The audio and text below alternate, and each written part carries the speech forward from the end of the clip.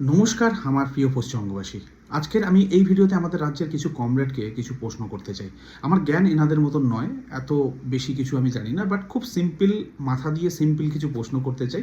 সেটা হচ্ছে, দেখতে পাচ্ছি এনারা যেখানেই উচ্ছেদ হচ্ছে সেখানেই হাজির হয়ে যাচ্ছেন, সেখানে প্রতিরোধ গড়ে তুলছেন।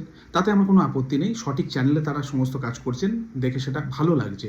কিন্তু তাদের কিছু বক্তব্য আমি শুনছি যেখানে তারা বলছেন যে যেখানেই এ ধরনের উচ্ছেদ হবে সেখানেই কিন্তু লাল ঝান্ডা পৌঁছে যাবে, আগেও পৌঁছেছে, এখনও পৌঁছে যাবে।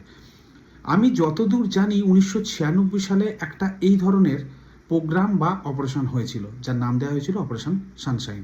ইতিমধ্যে এটা কম বেশি অনেকেই জানেন, যারা সিনিয়র রয়েছেন তারা তো আরও ভালোভাবেই জানেন। তো সেই অপারেশনে কি করা হয়েছিল বা কী উদ্দেশ্য ছিল অপারেশনটার? উদ্দেশ্য একটাই ছিল, যারা ফুটপাত এই সমস্ত জায়গাগুলো, সরকারি জায়গাগুলো দখল করে বসে আছে বা করে খাচ্ছে, তাদেরকে উচ্ছেদ করা, করে রাস্তা পরিষ্কার করা, যাতে সাধারণ মানুষ যেতে পারে। তার সঙ্গে আমাদের কলকাতা শহরের সৌন্দর্যায়ন বৃদ্ধি করা, এটাই একমাত্র উদ্দেশ্য ছিল তৎকালীন মুখ্যমন্ত্রী জ্যোতি বসুর। এবার আমার প্রশ্ন এটাই, তাহলে জ্যোতি বসু কি ভুল করেছিল সেই সময়? আর সেই ভুলটা ঠিক করার জন্য কি মমতা বন্দ্যোপাধ্যায় সেই সময় প্রতিরোধ করে তুলেছিল, যেটা এখন আপনারা করছেন? মানে কি দাঁড়াচ্ছে? জ্যোতি বসু যে জিনিসটা করেছিল সেটা কি ভুল?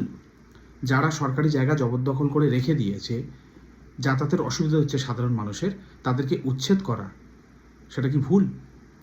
আপনারা এখন যা করছেন আমার মনে হচ্ছে তাহলে জ্যোতি বসু যেটা করেছিলেন সেটা ভুল।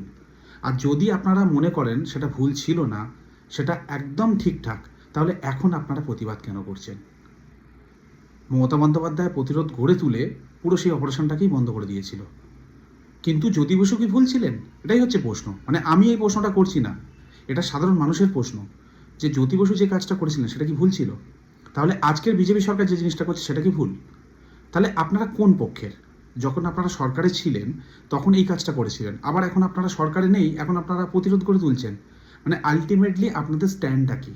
তার সঙ্গে এই প্রশ্নটা থেকেই যায়, জ্যোতি বসু কি ভুল ছিল?